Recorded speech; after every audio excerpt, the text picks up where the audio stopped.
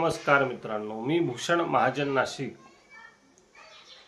आपण कुठलाही व्यवसाय करत असतो, त्या व्यवसायामध्ये किंवा कर्म व्यवहारामध्ये आपलं आयडल, आपलं प्रभावी व्यक्तित्व कोण आहे त्याची आधी नियुक्ती आपण केली पाहिजे।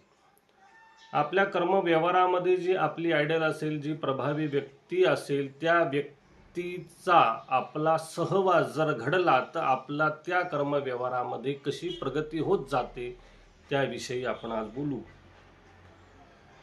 तर जे आपल्या कर्म व्यवहाराला अनुकूल असं व्यक्तित्व आहे, कुठलाही कर्म व्यवहार आपल्याला, आपण नवीन असून आपल्याला यशस्वी व्हायचं असेल आपल्या कर्म व्यवहारामध्ये, तर त्या कर्म व्यवहारामध्ये आधी जी व्यक्ती यशस्वी आहे, जे पदोन्नती आहे, जी कर्म व्यवहार उत्तम करते, अशी जी काही व्यक्ती आपल्या व्यवसायाला अनुरूप असलेली असेल त्या व्यक्तीला आपण फॉलो केलं पाहिजे, ते व्यक्तित्व आपण निवडलं पाहिजे, त्या व्यक्तित्वाच्या सोबत आपण राहिलं पाहिजे।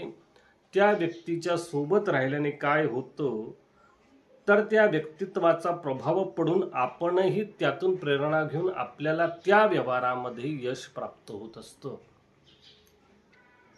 आणि मग त्या व्यक्तीचा सहवास किंवा सोबत जर आपण राहायला लागलो, जे प्रभावी व्यक्तित्व म्हणजे आपण त्यांना आयडल मानतो। आधी सर्वात महत्त्वाची गोष्ट अशी असते की कर्म व्यवहारामध्ये आपण सुरुवात का असेना आपणच स्वतःला श्रेष्ठ समजतो, त्यामुळे आपण समोरच्या व्यक्तित्वाला आयडल आहे हेच मान्य करत नाही, ते आयडल निवडलं पाहिजे। कुठलाही छोटा व्यवसाय असो, त्यामध्ये आधी यशस्वी कोण आहे त्याला आयडल आपण नेमलं पाहिजे।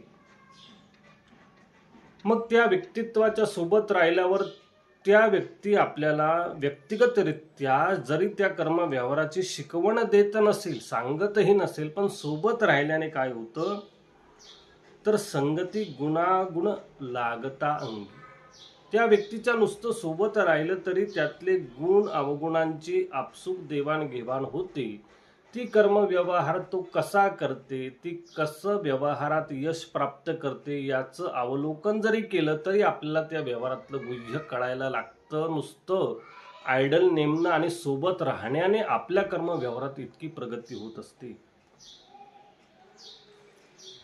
आणि मग ती कर्म व्यवहारातही यशस्वी आहे आणि विचाराचं सौंदर्यही त्या व्यक्तीकडे आहे जी आपण आयडल नेमली आहे त्याकडे। तर मग त्या व्यक्तीला आपण यशस्वी होईपर्यंत सोडायचं नाही। कर्म व्यवहार यशस्वी आणि विचारही सकारात्मक असेल आणि कर्म व्यवहारही उत्तम आहे, विचाराचं सौंदर्य आहे, त्या व्यक्तीच्या समोर ठाण मांडून बसायचं, आपण त्या व्यक्तीला सोडायचं नाही। ती व्यक्तीच आपल्याला प्रेरणा स्रोत ठरते, प्रेरणा देते आणि तिच्या प्रेरणेने आपल्याला पुढे यश मिळतं। अनेक कर्म व्यवहार यशस्वी का होत नाही, आपण आयडलच नेमणूक करत नाही। ही व्यक्ती माझी आयडल आहे, ही प्रभावी व्यक्तित्व माझं आहे, त्या व्यक्तीला मी फॉलो करतो, असं आपण कधी करतो? कधीच नाही। कर्म व्यवहार मी करतो, मीच श्रेष्ठ आहे, यामुळे आपली अधोगती होत असते, हा विषय आपण विचार केला पाहिजे। बरेच ठिकाणी श्रेष्ठत्व देण्यातही आपण मागे पडतो। ही व्यक्ती माझ्यापेक्षा सरस आहे, श्रेष्ठ आहे, उत्तम कर्म करते, त्या व्यक्तीचे गुण घेण्यासाठी त्या व्यक्तित्वाला आयडल नेमलं पाहिजे। इथे आपण तसं न करता त्या व्यक्तीचा द्वेष करतो, द्वेषापोटी ती व्यक्ती मात्र प्रगती करते, आपण अधोगतीला जातो, याचा विचार कोणीच करत नाही। तो केला पाहिजे, तरच आपण यशस्वी होऊ। आणि मग यामध्येही फक्त काही जण फक्त काय करतात, तर कर्म व्यवहाराचं सौंदर्य पांघरतात, म्हणजे आम्ही किती यशस्वी आहोत, आम्ही किती यश प्राप्त केलंय, नुसतं बाह्य शृंगाराने ते दाखवतात। कर्म व्यवहार प्रसंगी त्यांना काम काहीच करता येत नाही।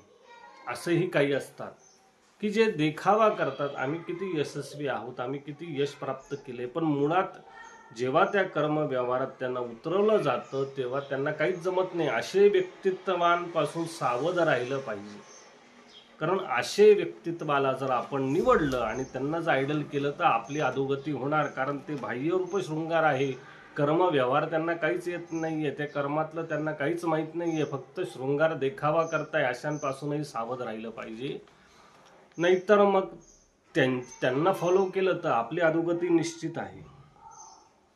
मग कुठले लोक तर मगा सांगितल्याप्रमाणे सूक्ष्म सौंदर्य, विचारही उत्तम आहे, विचारही सकारात्मक आहे, विचारांना एक रणनीती आहे, विचारांमध्ये प्रगती आहे, असे जे जे व्यक्ती असेल आणि स्वभावही उत्तम आहे आणि गुणवर्धनांचे विवरण मांडली, जे व्यक्तित्व आयडल आहे ते स्वभाव गुणांचं वर्धन करणारं व्यक्तित्व आहे, आपल्या स्वभाव गुणांमध्ये वाढ करणारे आहे, तसे विचार मांडतात, तशी प्रगती करण्याचे स्रोत सांगतात, नवनवीन विचार करतात, अशा व्यक्तित्वांना आयडल म्हटलं पाहिजे आणि त्यांना फॉलो केलं पाहिजे.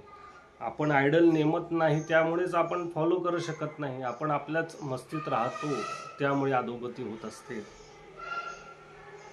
आणि मग असे प्रभावी व्यक्तित्व भारतामध्ये भरपूर आहे. आता मोठमोठे नावं आपण घेऊ शकत नाही. आपल्या व्यक्तित्वाला जे आवडते, आपल्या कर्म व्यवहाराला जे सृजन आहे, जे सहज आहे, ज्याच्याशी आपण संवाद साधू शकतो, असे व्यक्तित्वांना फॉलो करा, त्यांना आयडल म्हणून आपल्या आयुष्यात निवडा. भारतामध्ये आपल्या कर्म व्यवहारामध्ये अनेक अनेक बहुगुणी व्यक्तित्व आहे, ज्यांनी कर्म व्यवहार शून्यातून उभा करून आता मोठमोठे करोडोंचे व्यवहार ते करतात. असे ही व्यक्ती आहेत, त्यांनाही आपण फॉलो करू शकतो. फॉलो म्हणजे गुणवर्धनाने, कर्म व्यवहाराने, विचाराने त्यांना आपल्यात आणणे, सहजता आणणे, त्यानुसार कर्म व्यवहार करणे आणि ते व्यक्तित्व एकदा आयडलाचा निवाडा केला की त्या व्यक्तित्वाप्रती, त्या आयडलाप्रती आपण प्रामाणिक राहिलं पाहिजे, एकनिष्ठ राहिलं पाहिजे, तर आपली प्रगती नक्की होणार.